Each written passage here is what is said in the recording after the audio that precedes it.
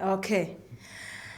Twalabe police Kawempe yakwata bannakibiina kya NUP era netulaga nti n'abakosebwa mwabalambulako mu malwaliro mutuusewa mu kugoberera naddala abasibe. Well, sibyangu abantu bangi nnyo bakwatibwa abantu abasukira ddala betwasobola okurekodinga baali 92 bayinza kuba baali bayingira n'ekikumi kubanga baali bangi nnyo bakwata mu bitundu bya Kampala ebyenjawulo kola olunaku abalala ne babakuba bubi nnyo mu bamukuba omutwe ne bagwasa. In fact yali mu ddwaliro bamukozeko operation olunaku lwajjo. N'abalala babasibula nga balina ebisago bagenda mu ku ddwaliro ogenda ku review. So bwekityo bwe kiri naye nga bwe ngambye abantu baffe bakyalina amaanyi. Abantu abamu bakyali ku police stations ez'enjawulo. Olunaku lwajjo waliwo we baleese mu kooti 37 luli baleeta 12 ne bakyajinga nti ba inciting violence. So emisango gisesa kubanga abantu bano babasanga ku rale yaffe nga baddembe nga tebalina gwe bakosa n'omu. Okay, police yawera processions oba okukuŋŋaanya abantu abangi mu kunoonya akalulu naye tulaba mmwe abantu bakyali bangi abakyabagoberera. Kandidenti wammwe mu makubo gyayiteeyo ng'abantu bamugoberera bangi, kino mugenda kikola kitya ate nga bakiwera? Mugenda kyewala mutayinewo? Tezimanya mateeka, procession ziri mu mateeka. Omulimu gwa poliisi gwali badde gwa kuregulatinga so si kuzibaninga si kuziwera. Pozi n'ekirala poliisi eragira ddala kyekubira kubanga mukirawa buli kiseera aba NRM newankubadde tebalina bantu tebalina bawagizi abali awo oluusi bagulirira abantu okugamba abantu babeere nga basobola okubaaniriza. Tonalaba poliisi ng'ebakuba mu tear gas, tonalaba nga babayimiriza, babeera awo mu kwebuzaabuza. Aba NRM basobola okutambula mu makubo gonna ne bakola processions nga bwe baagala. Tonalaba poliisi ng'ebakuba. Walabye mu district y'e Rukunjiri n'olaba mu district y'e Kabale nga bali bakola effujjo lyonna eritagambika.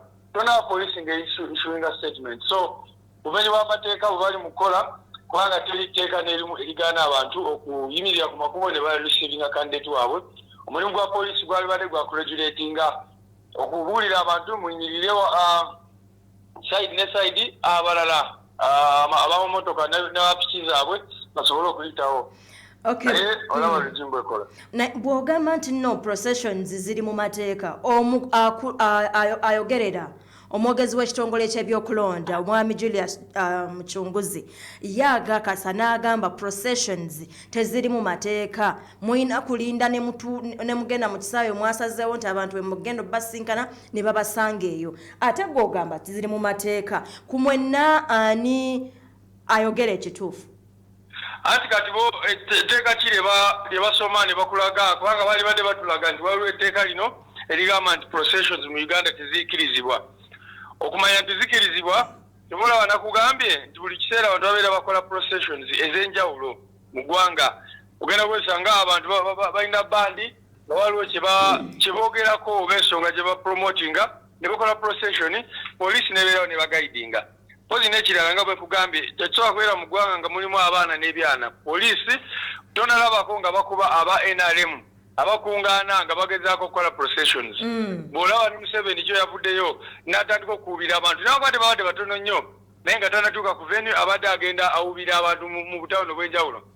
Kakati si musango gwa NUP oba President Kyagulanyi ffe abawagizi tulina bangi nnyo. Okay, oyogeddeko ku kya NRM okugulirira abalonzi olina obujulizi esige? Tonalaba baluwa z'abakawo nga ba instructing civil servants bonna bonna ogenda ku rally za Museveni. Tonalaba abantu nga bavaayo nga babanja balance waabwe nga babatwala ku rallies ne bavaayo ne bagamba nti ffe mutulese wano ne mutuwa mutwalo kati tubanja mutwalo mulala. Tonalaba aba NRM nga basomba baana mu masomero ne babaforcing oluusi ne bayissuinga n'ebbaluwa. Walaba kawo Ajumani owe Kamuli nga bagamba nti kwolwo olunaku Museveni lwanabeera amasomero tegagenda kusoma abantu bonna balina okubeera ku rally za Museveni. Kati byetwogerako ebyo bo babeera bastrugglinga okufuna abantu.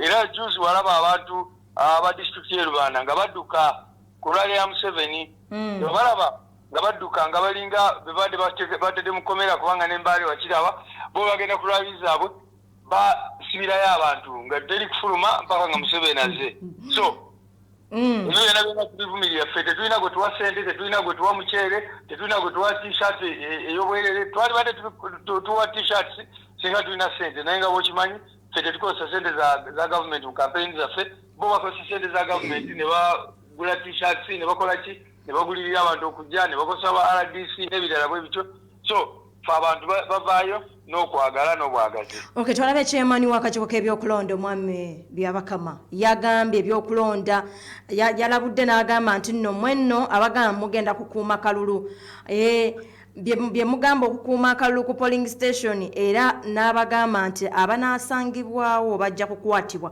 Kino oyinza kyogerako ki kubanga mugamba kanoonye kalonde kakuume kabanje kati mugenda kakuuma mutya? Ye mugenda kakuuma mutya nga babaganye ye babagana mugenda kuzzaako ki? Ye mugenda kakuuma mutya? Mugenda kikola mutya? Ffe tutambulira ku mateeka, etteeka likkiriza abantu okusigala ku polling station. Etteeka ligamba abantu ba bulijjo basobola okuyimirira mita 2 okuva abalala balondera. Tetunagamba abantu baffe nti bw'olonda sigala waliwo balondera munda mu polling station. Tugamba abantu baffe bw'omala kulonda fuluma naye sigala ng'olaba ebigenda mu maaso ku polling station. Era ekyo kye tugamba abantu baffe kubanga etteeka bwe ligamba nti omuntu bw'amala kulonda asobola okulindira wali. Then time y'okukabala abantu basobola okusembera 10 meters ne balaba ebigenda mu maaso. Tubuuza Byabakama kikyayagala okukola kyatayagala abantu balabe. Bw'abagamba nti akalulu k'amazima na bwenkanya nabo bannalwaiso n'abalala lwaki bagamba nti temubeera ku polling stations kubanga abantu baffe twagala babeere ku polling station balabe ekigenda mu maaso. Tumanyi bulungi mu kalulu akagwa baali bawandiika President Kyagulanyi n'afunawo obululu 3 ku DRFM ne bawandiikako 3 oba ne bawandiikako 3 kakati ekyo twagala okutangira nti abantu babeerewo. In fact etteeka ligamba nti bwe bamala n'okuissuinga DRFM ezo waliwo DRFM gye balina okuteeka somewhere okutimba abantu babeere nga basobola okugiraba abalondedde ku polling station eyo. So tetwagala byakubuzaabuza twagala abantu byonna byonna byetukola biri mu mateeka. Okay, tweyanza nyo leero muliridda wa? Olunaku lwali tuli Kayunga, President agenda kubeera Kayunga. Olunaku lw'enkya abeere Jinja ne Iganga ate ku lw'omukaaga abeere Masaka. Era abantu be bonna bamwesunze. Okay, tweyanza nyo tweyanzege SG tubagaliza olunaku olulungi akumatukumira mpya tuliddamu okunoonyako olundi siba bulungi sebo. Amina nyabo. Eno ye wake up call mu programa etuli omukeeze.